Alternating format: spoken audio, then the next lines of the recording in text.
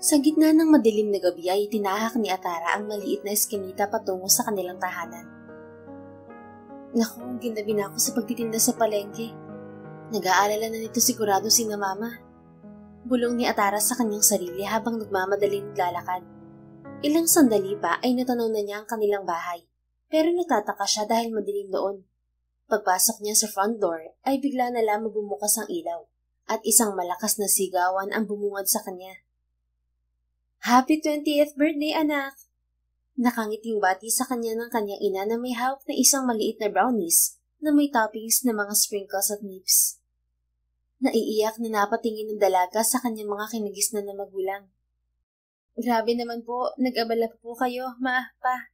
Pero salamat po dahil hindi niyo po ako pinabayaan kahit na hindi niyo ako tunay na anak. Madamdamin niyang sabi. Niyakap naman ng mga ito si Atara at nagtura ng kanyang ina na maluha-luha pa. Kahit hindi ka naming tunay na anak, at kahit na hindi ka nagaling sa aking sinapunan, itinuring ka naming tunay na anak. Mahal na mahal ka namin ni Papa mo, anak. Nag-iyakan na silang lahat.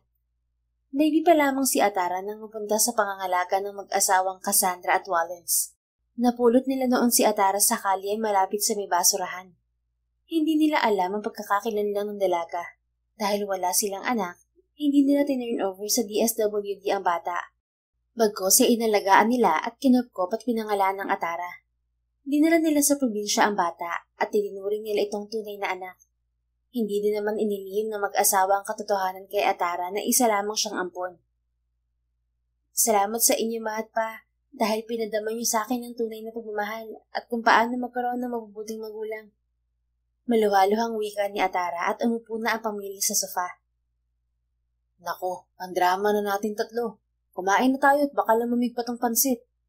Pabirong litanya ng ama ni Atara at pinaghanda na ang mag-ina ng plato. Matapos kumain ay nagtungo na si Atara sa kanyang silid at pinagmasdan ng kanyang hugis pusong balat sa dibdib. Siguro ito ang palatandaan sa akin ng tunay kong magulang. Hinanap kaya nila ako? Sinadya kaya nila na maiwala ako? Sinadya kaya nila na itapon ako sa basurahan? Hindi kaya talaga nila ako mahal kaya iniwan nila ako? Yan ang mga tanong na paulit-ulit na bumabalik sa isipan ni Atara. Ngunit ni isang sagot ay wala siyang makuha. Dahil wala din namang alam ang kinagisnan niyang mga magulang. Kinabukasan ay maagang nagising si Atara dahil sa ingay mula sa labas ng kanilang bahay. Hoy, may balak ba kayong magbayad ng renta niyo dito sa akin paupahan? Aba, magtatatlong buwan na wala pa din kayong naihuhulog sa akin Luging-lugi na ako sa inyo. Galit na sigaw ni Aling Delia sa ina ni Atara. Naku, Insan, baka naman pwedeng bigyan mo pa kami ng isang buwan pampalugit. Kakalap lamang kami na pambayad. Kulang na kulang kasi na itabi namin. Hindi umabot ng kalahati sa buwan ng upa namin sa'yo. Pakiusap ni Cassandra sa nagtatatalak na pinsan. Pinagpipestahan na sila ng mga chismosang kapitbahay nila. Nako, hindi pwede. Nasaan na bang magaling yung ampon? Aba, dapat lang nabayaran niya ako dahil nangako siya sa akin. Agad na bumaba si Atara dahil sa sinabi ng kanyang walang pusong tiyahin. Tiya, heto na po ang bayad para sa isang buwan muna. Sana po itanggapin niyo.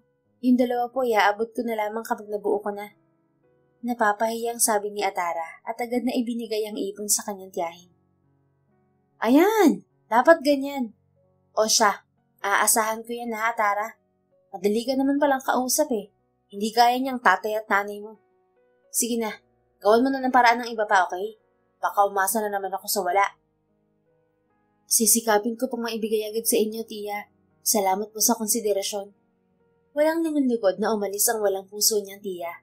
Napayakap na lamang sa kanyang mga magulang na namamasa ang mga mata dahil sa labis na kahihiyan. Sa hirap ng buhay ay hindi na nakapagtapos ng pag-aaral si Atara dahil na din kailangan niya magtrabaho nung atakihin sa puso ang tatay niya dahil sa sobrang pagtatrabaho nito noon sa bukid.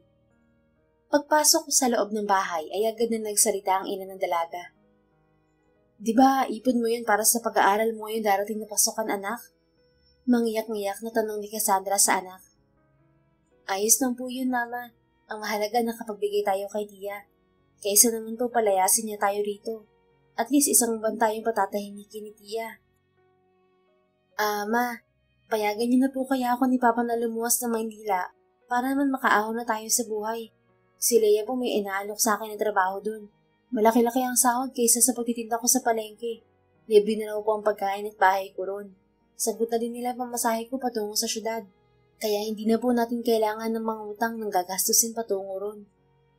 Noon pa man ay nais na ni Atara na lumuwas sa Manila upang doon makipagsapalaran. Ngunit hindi sang-ayon ng kanyang mga magulang dahil bata pa raw siya. At baka hindi niya kayanin ang buhay sa Maynila. Pero anak, delikado sa Maynila. Wala kami roon para gabayan ka. Hindi pag-isang-ayon ng mga ito sa ideya ni Atara. Ma, pa, wag po sana kayong magagalit ha. Gusto ko lang naman po na mapaganda ang ating buhay at kung natatakot po kayo na baka mahanap ko ang tunay na pamilya ko sa Manila, hindi ko naman po kayo iiwan ng ganun-ganun na lang eh. Nais ko lang po talaga na makatulong sa inyo at mabigyan kayo ng maayos na buhay. Doon na nagkatinginan ng mag-asawa at wala nang nagawa pa dahil buo na ang pasya ng dalaga. O siya, ano ba nga bang magagawa namin ng iyong mama? Desisyon mo yan. Basta nandito lang kami at huwag kang makakalimot na tawagan kami. Kung sakaling mahanap mo ang tunay mong pamilya, wala namang kaso yun dahil masaya kami kung saan ka masaya. Wika ng kanyang ama na kababakasan ng lungkot sa tinig. Nung araw nga na iyon ay nagpa siya si Atara na sasama siya kay Leia sa Manila kinabukasan. Agad silang pinadalahan ng employer nila ng pamasahe pa syudad. May kasama pa silang ilang mga dalaga na narecruit din ni Leia. Tatawag po ako sa inyo kapag nakarating na kami sa Manila. Mag-iingat po kayo dito mama, papa. Paalam ni Atara sa kanyang mga magulang kinabukasan. Sa huling sandali ay nagyakapan ng mga to. Panay ang bilin at payo ng mag-asawa kay Atara. Hanggang sa niyaya na siya ni Leia na sumakay ng tricycle patungo sa bus terminal. Kapwa ang mga kabado ang mga dalaga at nangangarap sa magandang trabaho na datatnan sa Maynila. Matapos ang ilang oras na biyahe mula Balero patungo Maynila, ay narating din nila ang trabahong kanilang papasukan. Maging mabait kayo kay Miss D ha. Alam niyo kasi mabait yun, pero medyo istrikta nga lang. Panigurado naman na magugustuhan niyo ang pasahod dito dahil malaki, lalo na ang tip mula sa mga customer. Wika ni Leia kay Atara at sa tatlo pa nilang kasama mula sa baler. Hindi pa malinaw kung ano ba ang mga dapat na gawin nila sa trabahong yun. Ngunit ang alam ni na Atara ay papasok sila bilang waitress sa isang bar. Hello Leia, sila ba ang mga sinasabi mong na-recruit mo mula sa probinsya nyo? Bungad ng isang babae na may kaedara na muka. Yes, Miss D. Mga bestie, siya si Miss D ang boss natin. Behave lang kayo, mabait yan. Nakangiting wika ni Leia kina Atara. Nang makilala ang magiging amo ay pumasok si na Atara sa isang eleganteng bahay na para bang isang kaharian sa laki. Namangha si Atara sa lugar na yon at tila ba sa isipan ay natupad na niya ang kanyang pangarap. Isa-isang tinanong ni Miss D ang kanilang pangalan at binigyan sila ng kanya-kanyang susi para sa kanilang magiging silid. Atara ang pangalan mo, di ba? Heto ang susi para sa kwarto mo. Waitress ang nais mo, di ba? Iba ang patakaran sa waitress. Wika ni Miss D at tinignan pa ang dalaga mula ulo hanggang paa na para bang kinikilati siya ng ginang. Tumango si Atara. Yan po kasi ang sinabi sa akin ni Leia na trabaho, Miss D. Talaga? Maganda ka sana. Pwede ka sa pagiging dancer, taga-aliw sa mga customer. Mas malaking kitaan. Bueno, heto ang susi ng silid mo at magpahinga ka na. Bukas na bukas din ipapaliwanag ko sa inyong trabaho dito sa bar ko. Matapos sabihin ng huling katagang iyon ay umalis na si Miss D at naiwan si Atara sa silid kung saan siya dinala ni Miss D. Inayos muna niya ang kanyang mga gamit, pero bigla ay naalala niya ang kanyang naiwang pamilya sa probinsya. Agad siyang tumawag sa mga ito, ngunit out of coverage area ang numero ng kanyang mga magulang. Nauunawaan naman niya dahil sadyang mahina ang signal sa kanilang lugar. Napabuntang hininga na lamang si Atara at napatingin sa paligid. Nalulungkot siya sa totoo lang. Kaya mo to, Atara, para sa pamilya mo. Kapag kawan ay nagpahinga na siya at natulog. Ngunit isang panaginip ang gumambala sa mahimbing na tulog ng dalaga, kaya agad siyang napatayo sa higaan at napatingin sa kanyang sarili sa kaharap ng salamin. Ano kaya yun? Sino sila? Takang tanong ni Atara sa kanyang sarili matapos isipin ang panaginip. Napahilamos na lamang siya sa sobrang takot. Para bang totoo mga panaginip niya na yon? Matagal na panahon na nang huling mapanaginipan ni Atara ang mga lalaking nakaitim na humahabol sa kanya, kasama ang isang lalaking bata. Ngunit hanggang sa ngayon ay hindi malinaw para kay Atara kung sino ang batang yun. at kung bakit may mga nakaitim na humahabol sa kanya sa panaginip. Tumayo na lamang ang dalaga at nagtungo sa kubeta ng kanyang silid sa kanaligo. Muling pinagmasdan ni Atara ang balat sa dibdib na hugis puso. Inisip na naman niya na marahil ang balat na yun talaga ang susi upang malaman niya ang tunay niyang pagkatao.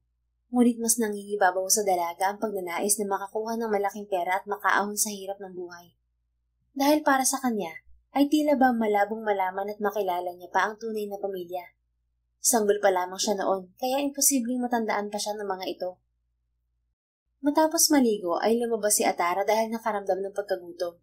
Agad siyang nagtungo sa sala at doon ay nakasalubong niya ang isang balingkinitan na babae. "May kailangan ka?" Taas kilid na tanong ng babae kay Atara. Kung susumain ay mas matanda lamang ito ng ilang taon kay Atara. "Nagutom kasi ako. Saan ba pwedeng bumili ng pagkain?" "Nagugutom ka? May mga pagkain sa refrigerator. Gusto mo magluto ka na lang. Kung ayaw mo naman ay bumili ka sa labas. Merong convenience store sa tapat nitong private bar ni Miss D." "Salamat. Ano nga palang pangalan mo?" Ngumiti naman ng babae kay Atara at lumabas ang malalim nitong dimple. "Just call me Agatha. Kanang kamay ako ni Miss D at pamangkin niya. Balik ka kaagad ah. Ayaw ni Miss D na palabas-labas ang mga tauhan niya lalo na kapag gabi." Tumango naman si Atara at lumabas na sa malakaharian na tahanan ni Miss D. May natira pa sa pamasaheng pinadala ni Miss D sa kanila, kaya yun ang ibibili niya ng makakain. Ayaw niyang magluto dahil nakita niyang kakaibang stove sa kusina ni Miss D. Sanay lang siya sa uling at kahoy na lutuan. Natatakot siyang baka makasunog kapag sinubukan niya magluto roon. Saka na lang niya susubukang aralin magluto roon kapag kasama niya si Leia at iba pa niyang kabayo. Bago makalabas sa mismong kalsada, ay madadaanan pa ang mismong private bar ni Miss D.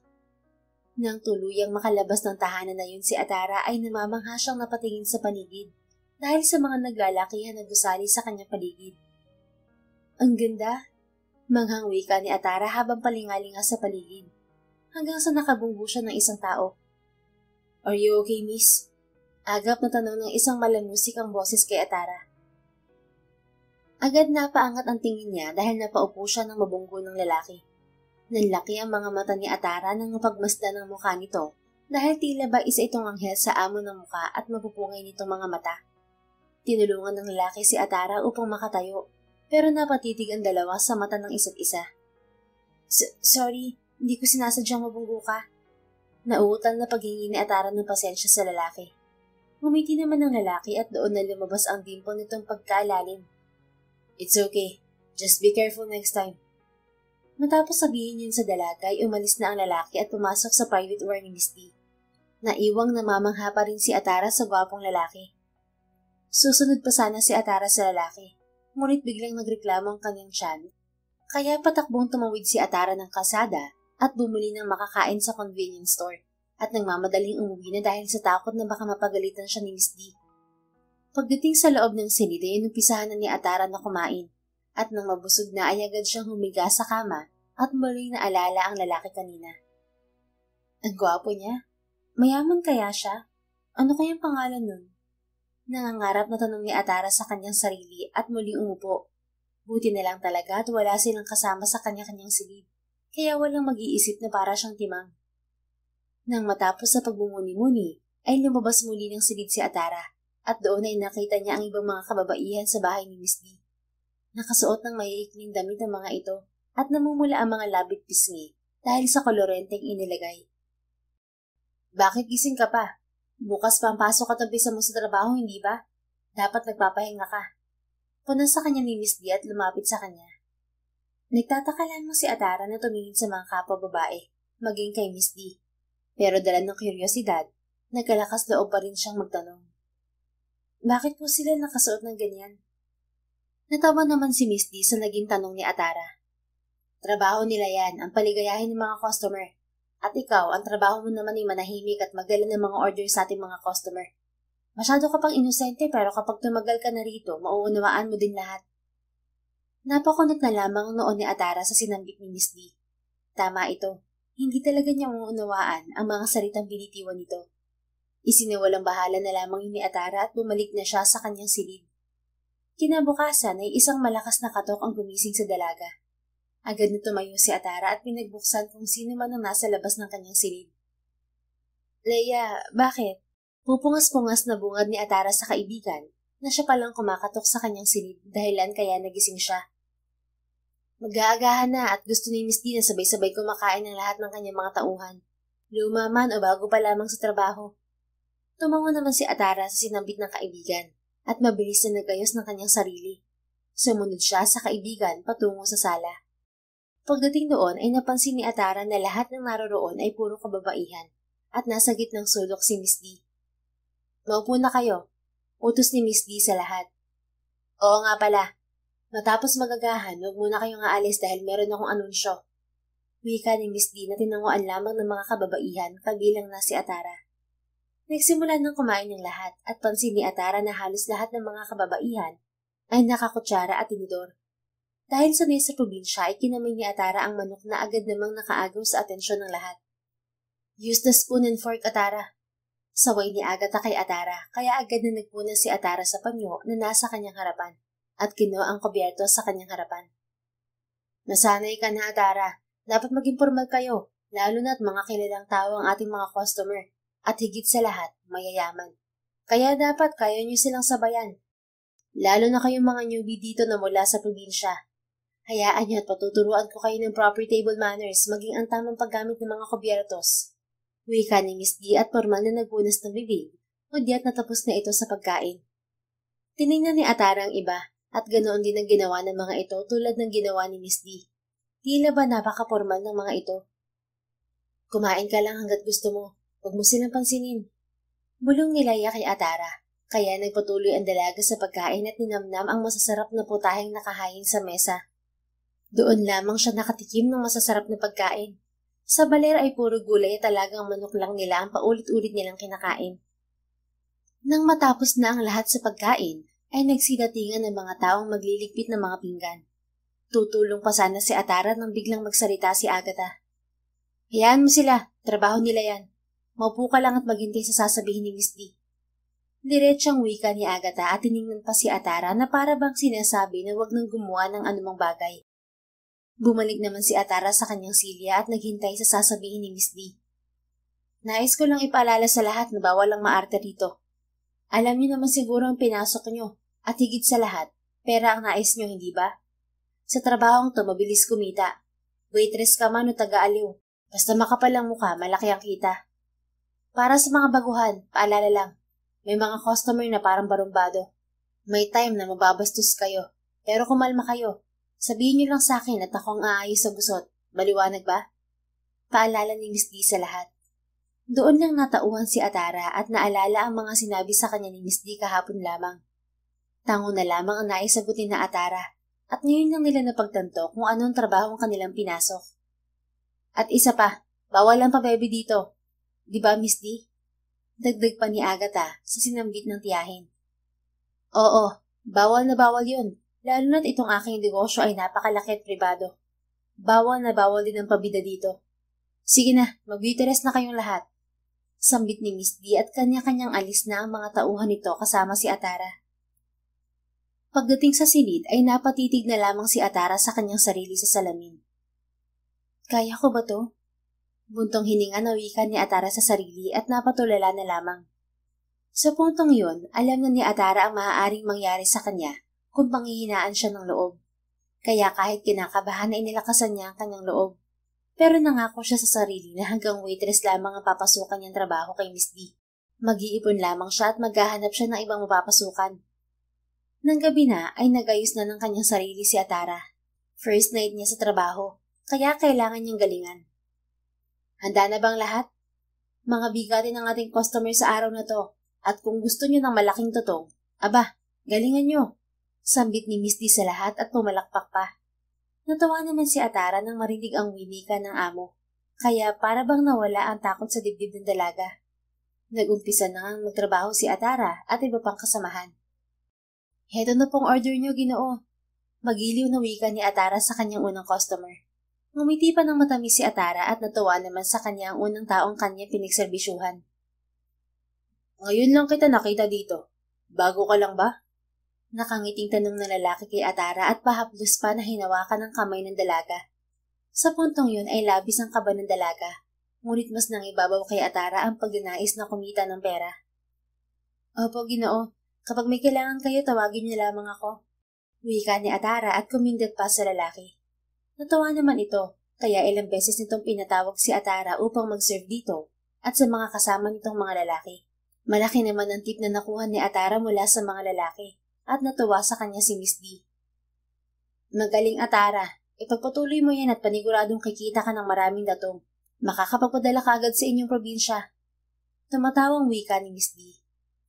Opo, kailangan ko po kasi talaga ng pera para sa pamilya ko. Sagot ni Atara at sa puntong yun ay tila ba lumakas ang loob ng dalaga. Simula ng araw na yun ay naging malapit si Atara kay Miss D. Isang buwan simula na mag-umpisa si Atara sa trabaho ay malaki na ang pinagbago ng dalaga. Atara girl, may customer na naghahanap sa'yo. Ngiting wika ni Agatha kay Atara. Aba, miss na agad nilang kagandahan ko. Kamo pupunta na ako. Nakangiting wika ni Atara at itinali pa ang buhok niyang napakahaba. Pagpasok sa loob ng bar ni Miss D ay pakembot-kembot na naglakad si Atara. Halos lahat ng customer ay nakatingin sa dalaga. Para bang isang bulaklak na bagong sibol si Atara.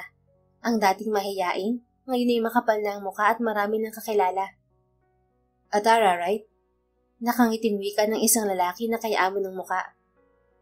Wow, naalala kita, Ginoo. Ngunit anong kailangan mo sa akin? Magiliw na wika ni Atara. Hindi maalis sa labi niya ang matamis ng ngiti. Nag-cruise ang ating landas. Gusto ko ikaw ang magserbisyo sa akin sa gabing to. Matagal na kitang nais makasama at makausap, ngunit parati kang abala sa ibang tao. At sa wakas ngayon, heto ka na. Masusunod, Ginoo. Maaari ko bang malaman ang iyong pangalan? Chase. Yan ang itawag mo sa akin, Miss Ganda. Nang gabing yon ay pinagsilbihan nga ni Atara si Chase at nasundan pa yon ng ilang beses ng mga sumunod na araw. Heto na ang tequila, Ginoong Chase. Nakangiting wika ni Atara sa binata at inihanda ang mga order ni Chase. Matanong lang, pwede ba kitang isama sa aking villa, Atara? Villa? Kunot noo pang tumingin si Atara sa binata na halatang hindi alam ang sinasabi ni Chase. Sa aking mansyon, ipagpapaalam kita kay Miss D kung kinakailangan. Masyado atang mabilis ang pangyayari, Ginoo. Pero kahit pumayag pa si Miss D ay hindi naman ako sasama sa iyo dahil may iba pa akong gagawin. Kahit bayaran kita ng malaking halaga? 20,000 pesos, pwede na ba? Nasamid naman si Atara sa laki ng pera na inaalok sa kanya ni Chase. Ngunit hindi pa din pumayag ang dalaga. Sawi nga si Chase na mailabas sa bar na iyon si Atara, kaya nanatili ito na palaging magtungo sa lugar na iyon upang makita ang dalaga. Naging regular customer na sa bar ni Miss D si Chase at napalapit na sa dalagang si Atara. Hindi alam ni Chase kung bakit ganoon na lamang ang pagkanais nito na makita at makasama si Atara upang mas makilala ng lubusan, samantalang kakikilala lamang niya sa dalaga. Araw ngayon ng linggo at walang pasok si Atara. Nagpasya siya na tawagan sa messenger ang kanyang mga magulang sa probinsya. Anak! Bungad ni Cassandra nang sagutin ng mga ito ang tawag ni Atara. Ma, pa, miss ko na kayo. Kamusta po? Nabili na ba ninyo mga gamot ni Papa, Ma? Oo, anak. Pasensya na. Si Papa mo hindi pa masyadong nakakapagsalita gawa ng pangalawa niyang atake sa puso. Tumango naman si Atara. 2 beses na inatake sa puso ang ama ni Atara at umurong ang dila ng tatay niya. Nahihirapan itong makapagsalita dahil sa cardiac arrest. Matapos kasi na lumuwas ng Maynila ni Atara, ay inatake ang kanyang ama, kaya mas lalong nagpursigi si Atara para matustusan ang pangangailangan ng kanyang pamilya sa probinsya. Pagaling ka po, Pa. Naluha naman ang ama ni Atara nang marinig ang boses ng dalaga. Kailan ka ba uuwi dito? Miss ka na namin. Ngumiti naman si Atara sa sinabi ng kanyang ina at muling nagsalita. Hindi ko po sigurado. Siguro kapag natapos na pagpapaayos ng bahay natin siya sa probinsya. Tumango naman ang ina ni Atara at bigla na lang naputol ng video call. Sinubukan pa ni Atara na tumawag muli, ngunit hindi na niya makontak ang mga ito. Lumabas na lamang si Atara sa kanyang silid at naglakad-lakad sa malapit na parke. Habang naglalakad ay biglang may isang kotse ang huminto sa tapat ni Atara. Atara! Tawag ni Chase sa dalaga. Chase, napadaan ka ata. Huminto si Atara sa paglalakad. May gagawin ka ba? Free ka ba? Tara, kain tayo. My treat. Sure ba yan? Baka mamaya dalhin mo ako sa motel o kaya sa mansyon mo. Naku, hindi ako kagaya ng ibang babae sa bar ni Miss D. Chase ha. Natawa naman si Chase sa biro ni Atara at bumaba ng kotse. I won't do that. Kakain lang talaga tayo. Pinagbuksan pa ni Chase si Atara ng pinto ng kotse at nakangiti naman na pumasok si Atara doon. Dahil regular na customer ni na Atara si Chase, ay may tiwala si Atara sa binata. Alam din at ramdam ng dalaga na mabuting tao si Chase at hindi ito gagawa ng masama. So, wala akong pasok ngayon? Biglang tanong ni Chase kay Atara. Malamang, sina Ani ang naka-duty ngayon. Pinagpahinga muna ako ni Miss D dahil nung mga nakaraan ay nanamlay daw ako dahil sa sobrang pagod at puyat. Buti naman kung ganun. Tumaba ka na nga kahit papano. Di tulad noon napatpatin ka. At least maganda. Natawa si Chase. Tama ka naman. Sa pananatili ni Atara sa Maynila ng isang buwan, ay natuto na siya na makihalubilo at makisakay sa trip ng mga taong nakakasalamuha niya. Natahimik ang dalawa habang nasa biyahe at maya-maya ay huminto ang kotse ni Chase sa isang pribadong kainan. Mahal dito mga pagkain, Chase. Dapat sa karinderya na lang tayo kumain. Protesta agad ni Atara nang makita ang pangalan ng restaurant. Napangiti naman si Chase sa pagiging diretso ni Atara. Simula nung unang nakilala ni Chase si Atara, ay hindi pa din nagbabago ang dalaga. Simple at walang arte sa buhay. Hindi ka na talaga naiilang sa akin, no? Hindi ko alam kung barat ka o walang pambayad. Biro ni Chase. Nangihinayang lang ako sa ibabayad riyan. Saka tama ka, wala akong pambayad riyan dahil naipadala ko na kay na mama ang sahod ko. Kaya doon na lang tayo kumain sa turo-turo o kaya sa isawan. Ayos lang, Atara. Hindi naman di ko magbabayad eh. Ako naman. Ako ang lalaki kaya natural na ako magbayad. Isa pa ako nagaya sa'yo, di ba? So it's my treat, okay? Sa bagay nga. Sige na nga, tara na. Nang ma-experience ko namang kumain sa sosyal na kainan. Sabay na pumasok ang dalawa sa restaurant at naupo sa itinurong table ng waiter sa kanila. Prenteng nakaupo si Atara habang tumitingin sa menu ng restaurant. Alam na niyang umorder dahil tinuruan sila ni Miss D noon at ilang beses nang isinama sa mga restaurant. Kaya hindi na siya ignorante sa mga kakaibang pangalan ng mga putahe. Anong order mo? Tanong ni Chase kay Atara na abala ding nakatingin sa menu ng restaurant. Kare-kare na lang tapos lasagna. Sagot ni Atara at isinarado ng menu. Favorite ko yun, Atara. Ano naman? Natawa naman si Chase sa naging sagot ni Atara at pinitik ang dalaga sa noo. Pilosopo ka talaga. Sinasabi ko lang naman po, no? Matapos magkulitan ay tinawag na ni Chase ang waiter at umorder na ng pagkain. Ilang sandali lamang ay dumating na ang order nila. Habang kumakain ay nag-uusap ang dalawa.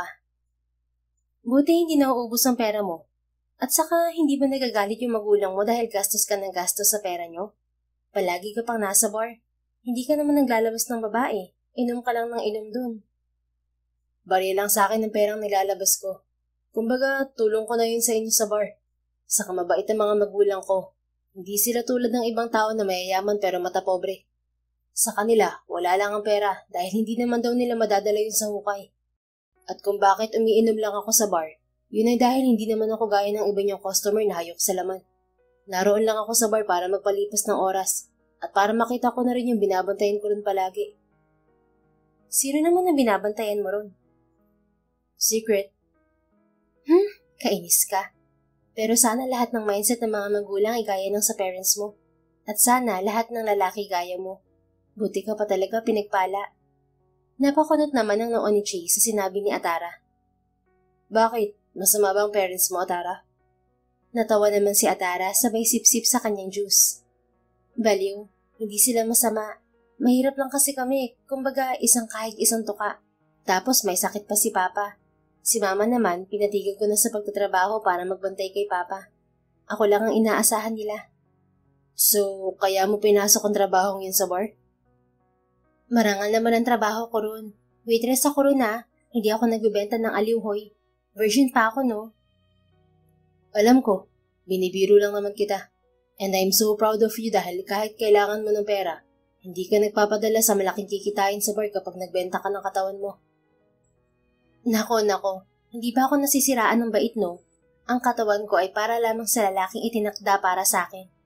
Tapos na akong kumain, uuwi na ako. Need ko pa ng beauty rest. Baka masermon na naman ako ni Miss D. Ang bilis mo naman kumain. Kailangan pa bang patagalin ng pagkain lalo't masasarap na gaya niyang in-order natin? Sige na nga, tapos na rin naman ako eh. Ihahatid na kita. Matapos magbayad ni Chase ay umalis na rin agad sila ni Atara sa restaurant. See you again, Atara. Salamat sa pagsama sa akin kumain sa labas. Wika ni Chase sa dalaga. Wala yun. Salamat din sa libreng mamahaling pagkain at sa paghatid mo sa akin dito. Ingat ka pa uwi. Bye, Chase. Pumasok na si Chase sa loob ng kotse at kumuway muna sa dalaga bago tuluyang umalis. Masayang pumasok sa loob ng bahay ni Miss D si Atara. Hindi maalis sa mga labi ni Atara ang mga ngiti dahil nakasama niya si Chase. Gwapo si Chase at mabait na tao. Kaya naman sa nagdaang mga araw na palagi niya itong nakikita at nakakausap sa bar, ay hindi niya maiwasan na hindi mahulog sa binata. Palagi nga siyang sinusulsulan ni na Miss D na akitin na niya si Chase dahil ayon kay Miss D ay anak ng bilyonaryo ang binata. Akala lang ng lahat ay ordinaryo itong customer, pero ang totoo ay nagkalat sa loob at labas ng bar ang mga bodyguard nito. Nakikiblend lang sa mga tao at nakasuot ng mga sibilyan upang hindi mahalata na binabantayan si Chase. Palaisipan din kay Atara ang sinabi ni Chase kanina kung sino ang binabantayan naman ito sa bar, kaya lagi itong naroon. Wala namang ibang lumalapit kay Chase kundi siya dahil ayaw nitong magpaserve sa ibang waitress. Si Miss D ay lumalapit din kay Chase pero palaging saglit lang. Ay, siguro si Miss D ang binabantayan niya. Baka magkamag-anak sila. Nasabi na lang ni Atara sa isip. Maagang natulog si Atara at kinabukasan ay maaga rin nagising upang maghanda sa kanyang trabaho na naman sa araw na yun. Hapon nagbubukas ang bar ni Miss D. At sa gabi ay mangingislap na ang mga ilaw dahil degsaan ng mga parokyano. Minsan ay napapaisip si Atara kung hindi ba nauubos ang pera ng mga halos araw-araw nilang customer roon at araw-araw din naglalabas ng babae. Ayaw niyang makapangasawa ng ganoong klase ng lalaki. Gusto niya ay tapat sa kanya ang husband to be niya. Blooming ka ata, girl. Puna ni Agatha kay Atara. Tumawa pa ito. Naku, ako na naman ang napuna niyo. Maaga din kasi kayong matulog. Ang hilig nyo kasi magpuyat kahit sarado na ang bar. Natatawang sagot ni Atara sa dalaga at umupo na sa silya upang ayusin ang kanyang muka. Kamo, alagan Chase. Kita ko kayo kahapon, be. Kamusta ang date nyo? Mapera ba? Sabagay, mayaman naman yun. Jowain mo na kasi. Singit naman ni Leia, pero natawa lamang si Atara sa mga sinabi ng kaibigan. Puro kayo kalokohan. Magkaibigan lamang kami ni Chase. Wala lang siyang kasama kahapon kaya naisip niya akong yayain. Mauna na ako sa inyo Magpupunas-punas pa ako ng mga plato sa kusina habang wala pang customer na umorder. Nang gabing yun ay nagkaroon ng kaguluhan sa bar na pinapasukan ni Atara. Maraming polis ang pumasok sa bar dahil illegal pala ang bar ni Miss D, kahit na pribado ito. Sa kalagitnaan ng gulo ay iniwan sila sa ere ni Miss D at Agatha. Nakita nilang sumakay ng kotse ang magtiyahin sa may likuran ng bar. Dalang tigi-isang mga backpack na hinala nila ay may lamang pera. Patakbong nagtungo si Atara sa likod na nilabasan din ni na Miss D. Nakita rin niya na doon lumalabas at tumatakas ang ilan sa mayayaman ng customer nila. Kanya-kanya ang mga itong takas sa kaya mga kotse ng mga ito na doon pala nakaparada. Maluwag ang likod ng bar at may malaking gate na nakabukas. Tila ginawa talaga yun para gawing lusutan kapag may mga pulis. Palabas na doon si Atara nang biglang may humila kay Atara sa isang madilim na parte ng likod ng bar. Sino ka? Tanong ni Atara, ngunit hindi na lamang siya ng lalaki palabas ng gate at pagdating sa ligtas na area ay doon niya na nakilala ang lalaki. It's me, Chase. Iniwan na kayo ni Miss D at Agatha, kaya ikaw agad ang hinanap ko nang madatnan ko nagkakagulo na sa loob. Tukoy naming mga VIP clients ni Miss D ang emergency exit na to. Kaya dito kita sa likod na isipang salubungin. Salamat. Nakita nga namin na magtiyahin na may eskapo. Mga lokong yun, pinabayaan kami. Pero patakas na din naman ako eh. Sina Leia sa tingin ko ay wala na rin sa loob. Hindi ko na sila nakita kanina. Buti, hindi kayo naabutan ng mga pulis. Siyempre, mabilis kami nagtakbuhan. Di bagay sa kulungan ng beauty ko, no? Magtatanim na lang ako sa baler, kaysa naman makulong ng walang kasalanan. Bahangin ka talaga. Kababae mong tao, napakahambog mo. At nakukuha mo pang magbiro gayong nasa panganib ka na nga. Ngumiti lamang si Atara at nagpabuntong hininga. Inisip agad ng dalaga kung paano na siya ngayon. At dahil sa nangyari ay pihadong ipapasara ang bar ni Miss D. Nawalan si Atara ng tahanan at trabaho. Hindi niya makontak si Leia at ang iba pa niyang mga kabaryo.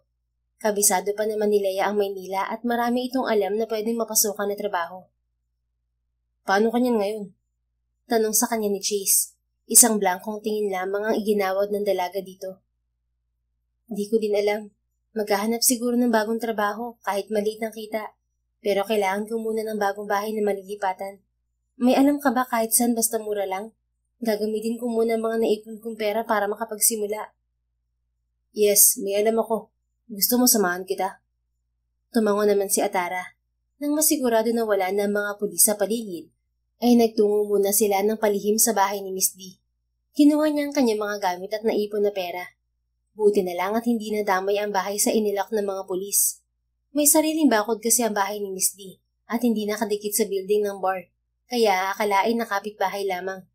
Hindi naman sila sa front gate ng bahay nadaan, kundi sa likuran kung saan may shortcut diretso sa isang maliit na pinto ng bar para sa mga empleyado. Kaya walang nakakaalam na doon sa bahay na katabi nakatira ang mga prostitute at mga tauhan ni Miss D.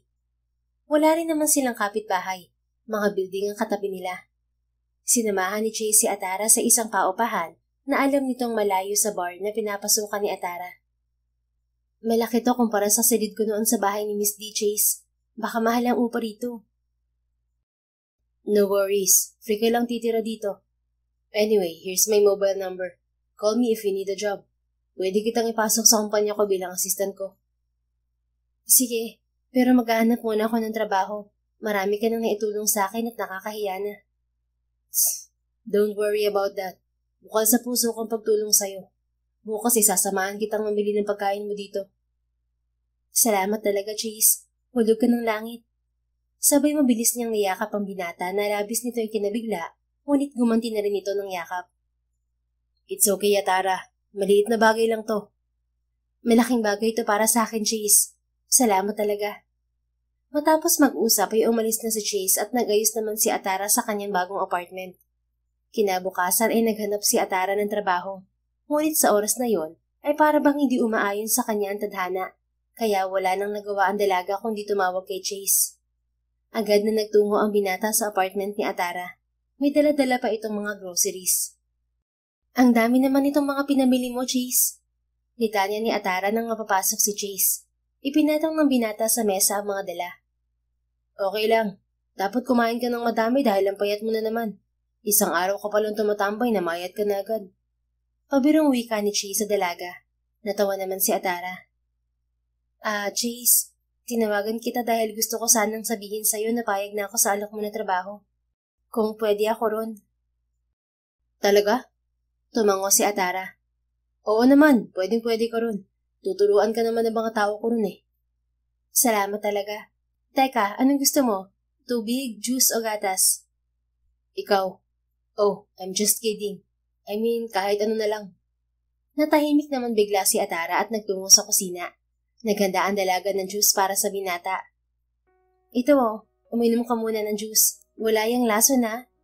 Uminom naman si Chase at nagsalita. Alam ko naman na hindi mo ko lalasunin, Atara. So payag ka na talaga maging assistant ko. Kailangan mo munang mag-training. Ano? Training? Natawa naman si Chase sa naging reaksyon ni Atara. Bakit? Ano bang tinapos mo? Tumikim si Atara bago seryosong sumagot.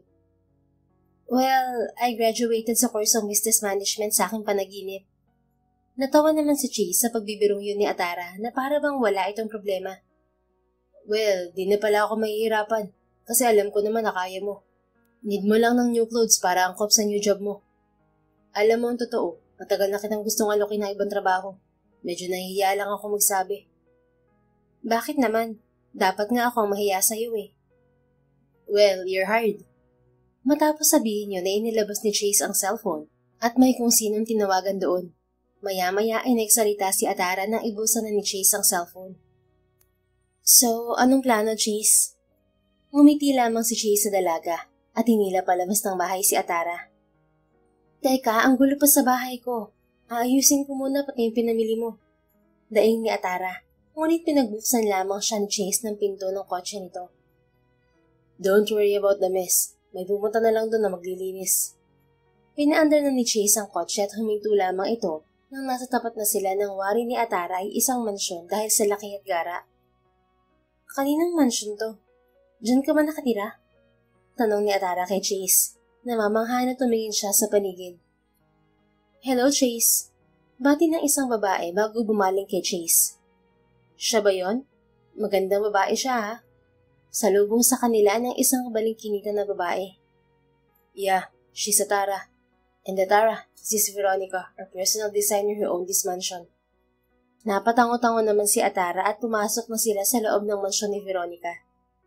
Pagpasok sa loob ng bahay ay nakita ni Atara kung gaano kagara at kaelegante sa loob nito. Mahihiya ang langaw kapag naligaw sa loob ng mansyon na yun. Come with me, Atara. Wika ni Veronica at sumunod naman ng dalaga. Sinukatan si Atara ng kung ano-anong damit at matapos ang ilang oras ay natapos na din sila. We're done. Here are the clothes that suit in her beauty. Wika ni Veronica kay Chase. Natulala naman si Chase nang makita ang balat sa dibdib ni Atara na tila pa pamilyar, ngunit isinawalang bahala na lamang ni Chase. Tara na, wika ni Chase, hinila na palabas si Atara. Sunod na tinungo nila yung makeup shop na isa sa mga sikat na brand sa Pilipinas. Pumili sila doon ng light makeup sa tulong ng professional makeup artist na naroon. Ilang oras din ang tinagal nila doon.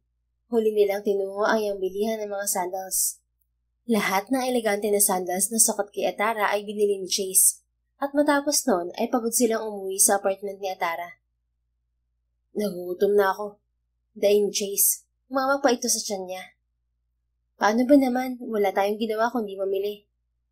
O-order na lang ako para makakain na tayo. No, may mga groceries kang binili kaya yun ang lulutuin ko. Hindi na hinintay pa ni Atara ang sagot ni Chase at nagluto na sa kusina. Isang oras din mahigit si Atara sa kusina at nang lumabas ang dalaga sa pagluluto, ay naabutan ni Atara si Chase na nakatulog na sa sofa. Hinanda na muna niya mga pagkain sa kanyang niluto bago ginising ang binata. Chase. Napakarap-karap naman si Chase dahil sa pag-gift sa kanya ni Atara. Gosh, nakatulog na pala ako. Oo, halika na, kain na tayo. Agad na umupo si Chase sa may dining area at inamoy ang mga niluto ni Atara. Ikaw ang nagluto ng mga to? Masarap ba to? Hindi naman sumagot si Atara at nag-umpisa ng kumain. Ganoon din ang ginawa ni Chase. Laking gulat nito nang matikman ang mga pagkain na hinanda ni Atara. Masarap ba, Chase? Hindi masarap dahil sobrang sarap. Marunong ka pala magluto. Anong tawag mo sa mga to? Itong kinakain mo ang tawag dyan dinengdeng. Itong isa naman salad na gulay. At itong isa adobong kuhol. Wala akong nakuhang matinong pagkain sa mga groceries na binili mo. Puro instant noodles at sausage. Kaya yung pinamalengke ko kaninang umaga niluto ko. Mga lutong probinsya to, no? Siyempre. Tumahimik naman ng dalawa at kumain na lamang. Grabe, busog na busog ako. Wika niya Tara at hindi masimas pa ang kanyang tiyan. First time ko makakain ng ganitong luto. Ang sarap at nakakabusog. Sabi at puri na naman ni Chase sa pagkain. Ako pa ba? Siyempre masarap yan. Kasing sarap ko. Tss, yung pagkain lang ang masarap, Atara, hindi ikaw. Tumawa pa si Chase. Masama naman itong tinignan ni Atara. Niligpit nilang dalawa ang pinagkainan at si Atara na ang nagbugas ng mga plato at iba pang ginamit nila. Atara, nood tayo ng movie. Alam mo yung island na palabas? Yung palabas ng gwapong pare? Sige, papanoorin natin. Matapos maghugas ng pinggan, ay naupo na sa sofa si Atara katabi ni Chase na nag-aayos ng television. Papatayin ko yung ilaw, Atara. Tumango lamang si Atara bilang tugon at pinatay na nga ni Chase ang ilaw. Ang tagal naman, reklamo ni Atara sa palabas. Maya-maya ay bigla na lamang nag-play ang palabas at nagulat si Atara sa biglang paglabas ng isang babaeng kakatakot ng itsura. Napayakap siya bigla kay Chase. Ayan, atat na atat ka tapos ngayon takot na takot ka. Nakangiting wika sa kanya ng binata. Agad na humiwalay sa pagkakayakap si Atara at umayos ng upo. Hindi ba pwedeng naggulat lang? Assuming to? Malakas na tumawa si Chase dahil sa pagbusangot ni Atara. Alam mo, Atara, may kahawig ka, pero malabong maging ikaw yun. Napakunot ang noon ni Atara sa tinura ni Chase, Ngunit sa halip na mag-umpisa pa ay isiniwalang bahala na lamang niya yun at seryosong nanood ng movie. Takot na takot si Atara sa palabas, samantalang si Chase naman ay nakangiti at nakatitig lamang kay Atara, na ngayon ay makikita ang intense sa mga mata. Maya-maya pa ay tumayo si Chase dahil nakaramdam ito ng uhaw, ngunit bigla siyang hinawakan ng dalaga. Dito ka lang, please. Natawa naman si Chase sa mukha ni Atara. Natatakot ka ba? Tumango ang dalaga. Sus, palabas na ang mga yan, katang isip. Natatakot ako eh, parang totoo. Ay nako, sumama ka na lang sa kusina at nauuhaw na ako. Tumango naman si Atara. Nakakapit pa din sa braso ng binata ang dalaga. Matapos uminom ni Chase ay kumuha pa ito ng prutas sa refrigerator pero nakakapit pa rin sa kanya ang takot na si Atara. Bumalik na sila sa may sala. Ay, tapos na? Tanong ni Atara sa sarili nang makita niya na tapos na ang movie doon na napagtanto ng dalaga na kanina pa pala siya nakayapo sa mga braso ng binata. Oo, buksan ko na yung ilaw Saka uuwi na ako bago mo pa maisipan na pag nasaan ako. Biro na naman ito. Wow, assuming ka. Natakot lang talaga ako sa movie, no? Ay sus, sa gwapo ng mga karakter sa movie, natakot ka. Baka kamo sinadya mo mapayapos sa akin. Di ba ikaw yung pumili ng palabas? Baka sinadya mo yun para pag nasaan ako. Wow pumayag ka kaya na panoorin yun, Atara. We both agreed, remember? Para bang mag-asawang nag-aaway si Atara at Chase. Sa huli ay ang binata din ng sumuko dahil nakikita nitong tila nabibigon ng dalaga. Sige na, uuwi na ako. Tawag ka lang kapag kailangan mo ng tulong or if you need somebody to talk to. Alam ko maiinip ka rito dahil nasanay ka ng maraming kasama sa bahay.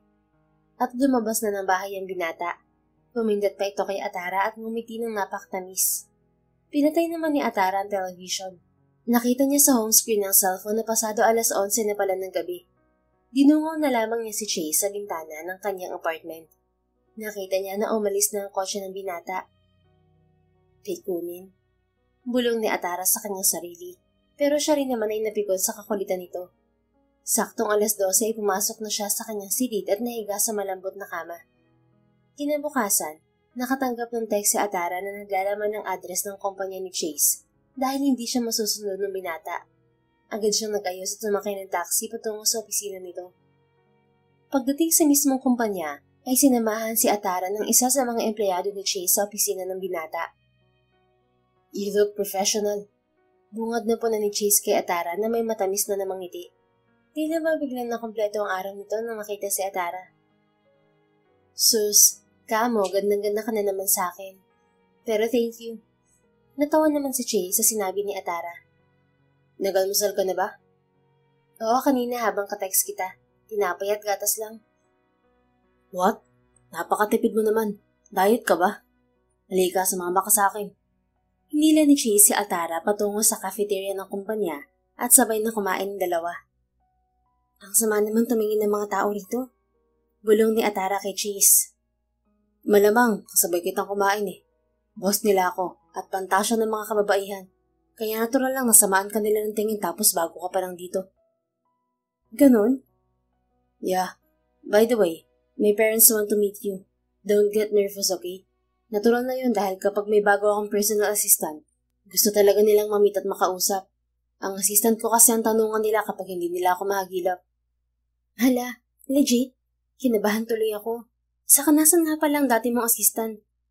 Natawa naman si Chase sa naging reaksyon ni Atara. Nasa ibang department na, prinomote ko. Sakto naman na kailangan mo ng trabaho, kaya ikaw ang naisip ko na ipalit sa kanya. At opo, legit na gusto ka nilang makilala.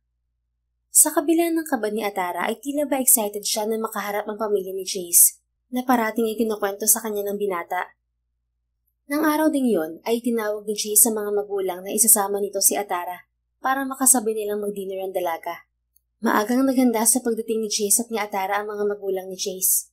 Excited ang mga itong makilala ang dalaga. Matapos kumain sa cafeteria ay inilibot ni Chase si Atara sa kumpanya at tinuruan ng ilang bagay patungkol sa trabaho ang gagampanan ni Atara.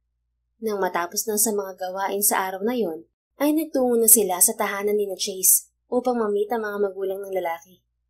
Mabilis nilang narating ang bahay ng binata dahil wala gaanong traffic. Sinalubong sila ng mag-asawa na nakangiti. Chase, anak! Tawag at salubong ng isang ginang kay Chase at niyakap ang binata. Ngumiti naman si Atara sa mga ito at nagmano. Napakabuting bata. Nakangiting wika ng isang Ginoo kay Atara at niyakap pa siya nito. Nakaramdam tuloy ng hiya si Atara sa warm welcome ng mag-asawa. Sa kabila ng kaba ay parang sabik na sabik din si Atara nang mayakap ang mga magulang ni Chase at may kung ano siyang naramdaman sa kanyang puso na tila ba matagal na niyang kilala ang mag-asawa. Matapos ang pa-welcome ay dumulog na sila sa hapag upang kumain. Ang ina ni Chase ang unang nagbukas ng usapan habang sila'y kumakain. Masaya kami na makilala ka, Atara. Ako nga pala si Ellie at itong asawa ko ay si Billy ang pangalan. We forgot to tell your name earlier. Ikinagagalak namin na makita ang dalagang parating kinukwento sa amin itong si Chase.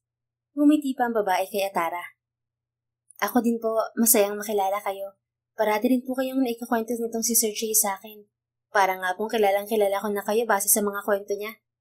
Formal na sagot ni Atara at tila banggaan ng loob niya sa mag-asawa kanina pa. Habang kumakain ay hindi inaasahang biglang natapunan ng Diyos ng isang kasambahay si Atara sa kanyang suot na blazer. Naku, pasensya na po ma'am, hindi ko po sinasadya. Paghingi ng pasensya ng katulong kay Atara. Ayos lang po, yung blazer ko lang naman po ang nabasa. Wika ni Atara at hinubad ang dobleng damit. Kaya ngayon ay naka-sleeveless na lamang siya at kita ang kanyang dibdib. Nanlaki naman ang mga mata ng ina ni Chase nang makita ang hugis pusong balat ni Atara.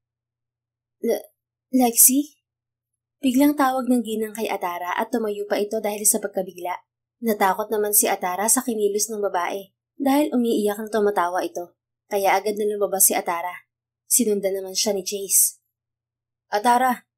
Tawag na sigaw ni Chase sa kanya habang palabas ng mansyon. Para bang sobrang bilis ng pangyayari dahil kung kanina ay napakaamon ng mukha ng ina ni Chase ay bigla na lamang itong naging iba. Atara, hold on. Bakit ka umalis? Natakot ka ba kay Mommy? Medyo. Pasensya na mukhang hindi yata niya ako gusto na narito, kaya bigla siyang nag-iba kanina. No, mali ka nang iniisip. Na-overwhelmed lang yun. Pero sino si Lexi? Takang tanong ni Atara kay Chase. Ihatid na muna kita sa apartment mo. Doon ko na lang ikukwento. Sumang-ayon naman si Atara. Pagdating doon ay muling nagtanong si Atara patungkol sa pangalan na itinawag sa kanya ng ina ni Chase.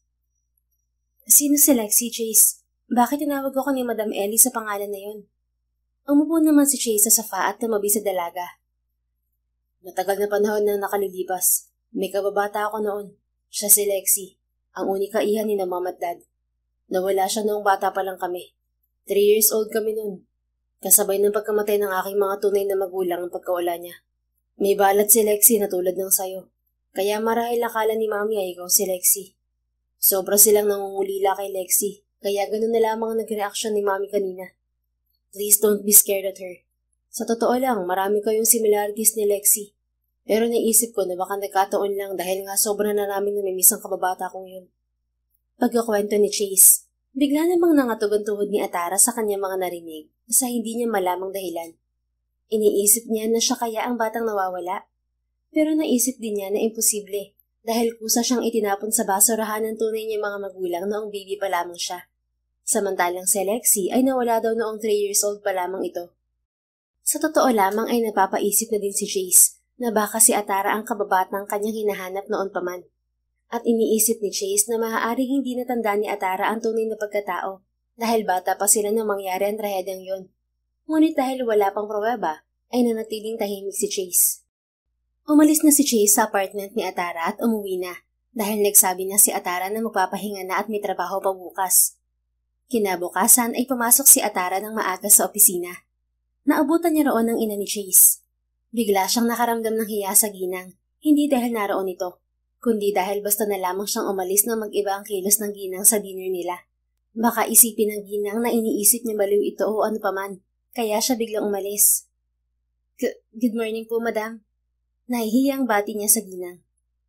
Atara, gusto kong humingi ng dispensa sa nangyari kahapon. Paghingi agad ng paumanhin ni Ellie sa dalaga.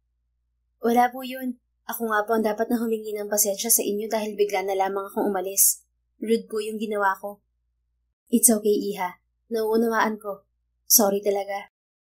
Sinabi na po sa akin ni Chase ang dahilan kung bakit kayo nagkaganon kagabi. Nauunawaan ko pong naging reaksyon niyo at nararamdaman niyo, madam. Mahirap pong malayo sa mahal natin sa buhay. Ako po kasi hindi ko na nakilala ang tunay kong magulang kahit kailan. Bigla namang naging interesado si Ellie sa sinabi niya. Talaga, iha? Pero sabi ni Chase nasa probinsya mga magulang mo. Opo, pero adoptive parents ko po sila. Baby pa lang po ako ay sila nang kumupkup sa akin. Naawa si Ellie sa kanya, kaya hinawakan ito ang kamay ng dalaga. Matanong kita, Atara, saan mo nakuha ang balat na yan sa iyong dibdib? Inborn na po ata. Natigil naman ng babae dahil iniisip nito na posibleng si Atara ang anak na matagal nang hinahanap. Pero imposible, dahil baby pa raw si Atara noong mapulot na umampun dito. Samantalang si Lexi ay 3 taong gulang noong mawala sa kanila. Ah, ganun ba? Bueno, mauna na ako, iha. Dumaan lang talaga ako para makausap ka. Matagal na ata si Chase sa meeting niya sa conference room. Puntahan mo na lang siya roon mamaya. Maaga rin siyang pumasok dahil sa client niya. May malaking food processing company sina Chase. Supplier ang kumpanya ng mga ito ng mga ready-to-eat food sa loob at labas ng bansa. Umalis na nga si Ellie at nagtungo naman si Atara sa lugar kung nasaan si Chase. Sa ikalawang araw ni Atara sa trabaho ay madaming trabaho ang kanilang inisikaso ni Chase at inabot na sila ng umaga. 12:00 na ng madaling araw. Wala ka bang balak umuwi, Sir Chase? Atara, kung gusto mo nang umuwi, iwan mo na ako. Kanina pa naman kita pinapauwi pero ayaw mo akong iwan. Patapos na din naman ako rito eh. Kailangan ko itong tapusin para bukas maaga na tayong makakauwi. Hintayin na lang kita at isa pa wala na din taxi sa ganitong oras. Tumango naman si Chase at tumutok na sa laptop. Habang abala si Chase ay nakatitig lamang si Atara dito. Pero maya-maya ay nakatulog na ng tuluyan si Atara sa sofa na naroon sa opisina. Atara, sige na, umuwi ka na. Tatawagan ko ang driver ko para ihatid ka. Wika ni Chase at napatingin sa gawin ni Atara. Nakita nito na tulog na ang dalaga sa sofa. Tumayo si Chase, hinabad ang suot na jacket at ikinumot sa natutulog na si Atara. Matapos ang ginagawa ay iniligpit na ni Chase ang mga gamit. Sakto naman na nagising na rin si Atara. Tapos ka na? Pupungay-pungay ang mga mata na tanong ni Atara sa binata. Yes, let's go. It's 2 a.m. in the morning na. Ano? Diyos ko, nagpuyat ka talaga, sir. Napahaba na pala ang idlip ko. Tara na, uwi na tayo. Tumango naman si Chase at napansin ni Atara ang jacket na nakakumot. Napatingin sa kanya si Chase. Sige na, gamitin mo muna yan, Atara. Malamig na kaya iniligay ko sa iyo kanina yan. Ngumiti naman si Atara at tila banata siya ginawa ng binata para sa kanya. Salamat, sir. Ngumiti lamang si Chase at lumabas na sila sa opisina. Pinagbuksan ni Chase si Atara ng pinto ng kotse at hinatid sa apartment. Pumasok kaya muna, Sir Chase. Magluluto ako kahit instant noodles. Kain tayo, sabayan mo ko. Marami kang pinamili na noodles, di ba? Alok ni Atara sa binata. Hindi naman tumanggi si Chase dahil natutuwa ito na nakakasama ang dalaga. Pagpasok sa loob ng bahay ay nagbihis agad si Atara sa kanyang kwarto. Pagkatapos ay dumiretso siya sa kusina upang magluto. Matapos magluto ay nakita na lamang ni Atara na tulog na si Chase. Nagsulat pa ito sa isang notepad na huwag na itong gigisingin kapag nakatulog na. Agad na kumain si Atara at hindi na nga ginising pa si Chase. Matapos kumain ay kumuha si Atara ng kumot at unan para sa binata. Pinatay na niya ang ilaw sa sala at natulog na rin siya sa kanyang silid. Kinabukasan ay pasado 8:00 na ng umaga na gising ang dalaga. Ang bango ah! Wika ni Atara sa kanyang sarili at paglabas ng silid ay nakita niya si Chase na nagluluto sa may kusina. Gising ka na pala. Teka, umupo ka na lang dyan. Paluto na din tong kare-kare na paborito mo. Wika ni Chase kay Atara. Napangiti naman ang dalaga at kinilig sa ginawa ng binata. Masarap ba yan? Patikim nga? Hindi sumunod si Atara sa sinabi ni Chase. Sa halip ay lumapit siya sa binata at inagaw ang sandok saka tinikman ng ulam. Gutom lang? Biro sa kanya ni Chase at kunwari ay masamang tumingin kay Atara. Titikman lang naman, ang damot. O sige na, sige na. Anong lasa? Masarap. In fairness, may tinatago ka palang talent sa pagluluto, Sir Chase. Aba malamang, masarap magluto si Mommy, kaya ako din dapat. Sus, baka pinanood mo lang yan sa YouTube. Hindi naman pinansin ni Chase ang huling sinabi ni Atara. Sa halip ay naghayin na ito ng kanin sa mesa. Tumulong naman si Atara dito. Ang sarap talaga. Puri na naman ni Atara nang nagsisimula na silang kumain. Siyempre, masarap ako, kaya masarap din yan. Hambog mo, ito lang naman ang alam mo na luto. Hindi ko rin sure. Litan niya ni Chase at sinubuan si Atara ng karne upang hindi na makapagsalita pa. Nanlaki lamang ang mga mata ni Atara at ginuya ang pagkain na isinubo sa kanya ni Chase. Ang sama mo. Masarap, di ba? Kaya sinubuan na kita. Oo nga, pero hindi ko naman sinabing subuan mo ako habang nagsasalita. Ginitaan lamang naman siya ng binata at kinindatan. Natahimik naman si Atara at tumayo na. Dumagundong na naman ang kanyang puso sa simpleng kindat nito at pilyong ngiti. Inilagay ni Atara ang kanyang pinagkainan sa lababo at pag-ikot ng dalaga ay sakto naman na nakatayo si Chase sa kanyang likuran. Sabay patay mali siyang nagugas ng kamay kahit nakaharang siya sa unahan nito. Na-corner tuloy ng mga braso ni Chase si Atara, kaya para silang nagyayakapan. Tabi! Namumulang sigaw ni Atara. Agad namang tumabi si Chase nang ngingisi-ngisi. Tumakbo sa kwarto si Atara. Problema nun? Tanong ni Chase sa kanyang sarili at napailing na lamang. Hinugasan ni Chase ang mga pinagkainan nilang dalawa. Hinintay na lamang nito si Atara na lumabas ng silid. Di ka ba uuwi para maligo? Tanong ni Atara na ngayon ay nakaayos na. Sa office na lang. Sagot ni Chase at nauna na itong lumabas ng bahay ni Atara. Paglabas ni Atara ay nakita niya si Chase na nakaupo sa backseat. Anong ginagawa mo dyan? Sino magdadrive? Takang tanong ni Atara, pero paglingon niya sa driver's seat ay meron palang driver doon. Pumasok ka na lang bago pa tayo malate sa meeting. Prenteng wika ni Chase na nakasuot pa ng sunglass na itim. Wow, may driver ka na ngayon? Akala ko ba ayaw mong pinagdadrive ka? Oo nga, puyat ako kaya tinawagan ko si Alfonso. Baka mabangga pa tayo kapag ako nagmaneho. Life matters, kaya dapat nating pahalagahan, lalo pat kasama kita. Napatango-tango na lamang si Atara at tumabi na kay Chase. Pag alis sa lugar ni Atara, ay inabutan sila ng traffic. At dahil sa puyat ay nakatulog si Chase at Atara. Pareho ang dalawa na nakasundan sa isa't isa at para bang magkasintahan na ayos nila. Nang umandar ang kotse ay nagising si Atara at napatingin sa binatang nakasandal sa kanyang balikat. Agad siyang nag-iwas ng tingin dahil para bang inaakit siya ng mapupulang labi ni Chase. Hinayaan na lamang ni Atara na sumundan si Chase sa kanya at nagmuni-muni na lamang habang nakatingin sa may labas ng kotse. Ilang minuto pa ay umandar na ang trapiko at nagising na rin si Chase sabay alis agad sa pagkakasandal sa balikat ni Atara na para bang walang naganap. Nasa na tayo? Seryosong tanong ni Chase. Nasa kotse pa rin. Natulala naman si Chase sa pilosopong sagot ni Atara at napatingin na lamang sa screen ng cellphone. Ilang sandali pa ay narating na nila ang kumpanya. Tulad ng unang pasok ay madami pa din ang trabaho ni Atara, ngunit hindi na kasing tambak ng tulad ng una. Nag-ayos siya ng schedule ni Chase. Nagpunta sa mga meetings. At huli ay ang pagsama sa mga biglaang meet-up ni Chase sa mga kasosyo sa negosyo. Makalipas ang isang buwan, mas lalong napalapit si Atara sa binata at sa mga magulang nito. Napapadalas ang pagdalaw ni Ellie sa opisina ni Chase. Atara, gusto pala ni Mama at Dad na makasama ka sa dinner mamayang gabi. Free ka ba? Sure. Kinagabihan nga ay sabay sila ni Chase na nagtungo sa mansyon. Gaya ng palaging salubong sa kanila ng mag-asawa, ganoon pa rin kagiliw ang mga ito kay Atara. Atara, bakit hindi mo na lamang dalhin ng mga magulang mo dito sa Manila? Pag-uumpisa ni Billy sa usapan, ang ama ni Chase. Bala ko din po yun, pero gusto ko po kasi na kapag may bahay nilang ako dito sa Manila, nang sa ganun po ay maging komportable po sila sa paglipat nila. Magalang ang sagot ni Atara sa lalaki at sumubo ng pagkain. May vacant house kami malapit lang dito. Pwede kayong manirahan doon para naman makasama mo sila. Suggestion naman ni Ellie. Nako, wag na po, nakakahiya naman po.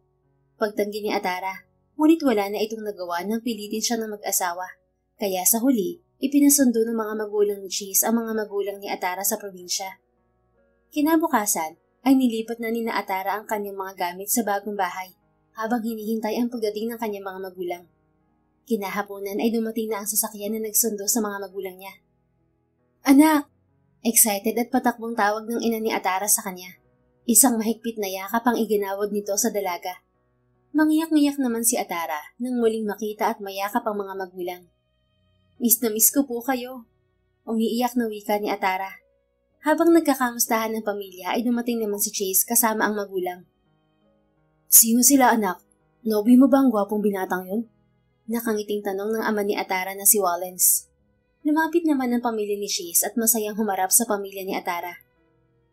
Ma, pa, sila pa ang mga magulang ng boss kong si Chase, yung kinukwento ko po sa inyo. Siya po si Madam Ellie at siya naman po si Sir Billy. At ang binatang gwapo na sinasabi niyo po ay si Chase, ang boss ko. Pagpapakilala ni Atara sa pamilya ni Chase. Masaya po kami makilala kayo, lalo ko na Sir Chase. Salamat at hindi mo pinabayaan tong anak namin. Madalas kang maibida sa amin itong dalaga namin. Pasasalamat ni Cassandra kay Chase at niyakap pa ang binata. Nako, mabait po itong anak niyo at masipag, kaya dapat lamang po siyang tulungan. Masaya po ako na kasama na niya kayo ngayon. Sagot ni Chase at ngumiti sa mag-asawa. Naging kompleto na ang saya ni Atara dahil kasama na niya ang kanyang mga magulang. Hulog talaga ng langit si Chase sa kanya, maging ang mga magulang nito. Isang taon ang nakalipas ay umamin si Chase sa damdamin nito kay Atara, at ganoon din naman ang dalaga. Masaya sila nang malaman na matagal na pala nilang mahal ang isa't isa. Kaya naman hindi na nila pinatagal ang lahat at nagkasundo sila na gawing opisyal ang kanilang relasyon. Masaya rin ang kani-kanilang pamilya sa relasyon nila hanggang isang pangyayari ang gumimbal sa kanilang lahat. Habang abala si Atara sa pagbibake ng cake para sa mansari nila ni Chase sa araw na yon, ay dinala naman ni Cassandra si Chase sa sala upang ipakita ang mga larawan ni Atara noong dalaga pa lamang ito. O diba? Ang ganda ng anak ko, ano, Chase? Pagmamalaki ni Cassandra kay Chase habang pinapakita ang lumang larawan ni Atara. Opo, pero bakit puro larawan lamang po ito ng dalaga pa si Atara? Wala po ba siyang larawan na medyo bata-bata pa siya? O kaya naman, baby picture? Ganun po. Meron naman. Teka, nandito ata yun sa lumang album ni Atara. Binuklat nga ni Cassandra ang mga lumang album hanggang sa isang maliit na larawan ang nahulog sa sahig at pinulot yun ni Chase. Para bang binuhusan ng malamig na tubig si Chase nang makita ang larawan. Sino po ito, Tita Cassandra? Nauutal na tanong ni Chase. Tila ba may nakita itong multo dahil bigla itong namutla. Ayan si Atara nang nakuha namin siya. Yan lang din ang meron siya na larawan dahil wala naman kaming cellphone noong araw. Bakit parang namutla ka ata? Hindi na sumagot pa si Chase at patakbo itong nagtungo kay Atara. Finally, I found you. Niyakap pa ni Chase si Atara ng sobrang higpit na tila ba matagal na silang hindi nagkikita. Takang tingin lamang ang iginawad ni Atara sa nobyo dahil sa pagkabigla. Anong pinagsasasabi mo, Chase? Okay ka lang ba? Doon na nga ipinaliwanag ni Chase ang lahat kay Atara. Love, you're the missing heiress of Mom and Dad. Ikaw si Lexi. Look, Tita Cassandra showed your old picture. And this is your picture nung bata ka pa. Matagal na to sa wallet ko. Pinagkumpara nga nila ang mga larawan at nang mapagtanto ang pagkakapareho ay bigla na lamang naluha si Atara. Halo-halo na ang kanyang nararamdaman, lalo na nang tumingin siya sa mga tahimik lamang na mga magulang na siyang umampon sa kanya. Pagkatapos ng pag-uusap ay agad pinaalam ni Chase kay Ellie at Billy ang natuklasan. Ngunit dahil hindi naman basta-basta naniniwala ang ama ni Chase sa salita lamang at hinala, kaya ipina-DNA test nila si Atara. At 99.99% ang lumabas sa resulta na anak nga ng mga ito si Atara. Para bang sobrang bilis ng pangyayari. Hindi makapaniwala si Atara na sa wakas ay matagal na pala niyang kapiling ang tunay na pamilya. Labis ang tuwa ni na Chase dahil sa wakas ay nahanap na nila ang nawawalang kababata at anak ni na Ellie. Ngunit isang tanong ang binitiwan ni Billy sa pamilyang nagpalaki kay Atara. Bakit hindi niyo man lang pinaalam sa media o pulisya na nakapulot kayo ng bata? Lexi, Atara is our lost heiress. We've been looking for her for more than 2 decades. Tapos nasa inyo lamang pala siya. Kung inireport niya sana siya sa mga pulis, nakita agad sana namin siya. Sinagot naman ni Wallens at Cassandra ang katanungan na yun. Kamamatay lamang ng anak namin nang mapulot namin si Atara sa lansangan. Naisip namin na biyaya yun ng Diyos. Pinalaki at binusog namin siya sa pagmamahal. At higit sa lahat, hindi kami naglihim sa kanya. Dahil alam namin na darating ang araw na mahahanap siya ng tunay niyang pamilya. At kayo yun. Ang tanging pagkakamali lamang namin ay sinabi namin sa kanya na baby pa lamang siya noong napulot namin siya. Pero ang totoo ay 3 taong gulang na siya nung nakita namin siyang umiiyak sa isang tabi sa kahabaan ng EDSA. Naglalakad kami noong mag-asawa. Hindi nagsasalita ang bata at tila gutom na gutom. Kaya pinakain namin siya. Nang dadali na namin siya sa police station, niyakap niya kaming mag-asawa at saka siya nagsalita na wag daw siyang iiwan. Sasama daw siya sa amin. Kaya naman sa awa namin sa kanya, isinama namin siya sa bahay. At nang magtagal ay napamahal na kami sa kanya. Kaya sa takot na bawiin siya sa amin, dinala namin si Atara sa probinsya. Patawarin niyo sana kami mag-asawa. Atara, anak, patawarin mo kami ng iyong papa. Mahabang kwento ni Cassandra. Si Atara ang sumagot. Wala po kayong dapat ihingi ng tawad sa akin, pa. Inaruga niyo po ako at minahal na parang tunay na anak. Kung hindi niyo po ako napulot noon, baka patay na ako ngayon. O di kaya kinuha ng masasamang tao at ginawa ng masama. Mahal ko po kayo ni Papa. Salamat, anak. Hindi kami nagagalit sa inyo, Cassandra. Nais lamang naming malinawang mag-asawa. Ang totoo ay nagpapasalamat kami ni Billy sa inyo dahil pinalaki niyo ng maayos at busog sa pagmamahal si Lexie. Marami pang panahon upang kami bumawi sa kanya. At sana pumayag kayo na samahan kami mag-asawa na maging magulang para sa anak natin. Maswerte si Lexie dahil may 2 pare siya ng magulang na mahal siya. Singit ng ina ni Chase. Lexie, anak, sorry kung napabayaan ka namin noon ng daddy mo May kasalanan din kami sa'yo. Sa sobrang busy namin sa negosyo, napabayaan ka namin at pinaubaya lamang sa yaya mo. Dahil nga kilala ang daddy mo na mayaman, somebody tried to kidnap you for ransom. Your yaya got killed habang tinatakas ka sa mga kidnapper. Nasa park kayo noon. Nahuli ang mga nagtangka sa'yo at pumatay sa yaya mo. Pero ikaw, hindi ka na namin natagpuan. Labis-labis ang pagsisisi namin, anak. Walang nagawa ang pera namin para mahanap ka. Pero hindi kami tumigil sa paghahanap sa'yo. Walang araw na hindi ka namin naalala ng daddy mo. We even celebrate your birthday kahit wala ka. Wala kaming ibang hiling tuwing kaarawan mo kundi sana'y matagpuan ka na namin. At sana nasa maayos kang kalagayan. And now that our wish were finally granted, makakahingi na kami ng tawad sa naging kapabayaan namin sa'yo. Sana mapatawad mo kami, anak. Lalong nag-unahan ang mga luha ni Atara sa narinig. Ito pala ang dahilan ng mga panaginip niya. Nanganib pala ang buhay niya, kaya siya natagpuan ng mama at papa niya noon sa may EDSA at tila nawawala. Hindi rin niya akalain na ganito kabuti ang tunay niya mga magulang. Akala niya ay magagalit ang mga ito at ilalayo siya sa mama at papa niya. Ngunit nagkamali siya ng akala. Wala pa akong sama ng loob sa inyo, Tit. Please call me mommy, anak. At daddy kay Billy. You are a long-lost child. Malaking pagkukulang namin sa'yo. I'm so sorry, sweetheart. I'm so sorry. Promise na babawi kami sa'yo, anak. Lumuluhang agap ni Ellie. Niyakap nito ng higpit si Atara. Ganoon din si Billy. I'm happy that my girlfriend has 2 pair of parents now. Kaya siguro naman pwede ko nang gawin ang matagal ko nang gustong gawin. Singit ni Chase kaya napatingin ng lahat sa binata. Go ahead, son. Do what you need to do. Di ba matagal mo nang pinagpaalam yan sa amin ng mami mo? Gatong naman ni Billy. Nagtaka tuloy si Atara sa usapan ng mag-ama. Lumapit si Chase kay Atara at lumuhod. Natutop ni Atara ang bibig na biglang ilabas ni Chase ang isang singsing. Love, natatandaan mo nung nakay-miss di ka ba? I told you that I'm watching somebody, kaya ako lagi naroon. Tumango si Atara at nagbalik tanong sa isip ng mga araw na nasa bar pa siya. Ikaw ang binabantayan ko ron, love. Ayokong may kahit sinong makaagaw sa atensyon mo noon at ayokong mapahama ka sa lugar na yun.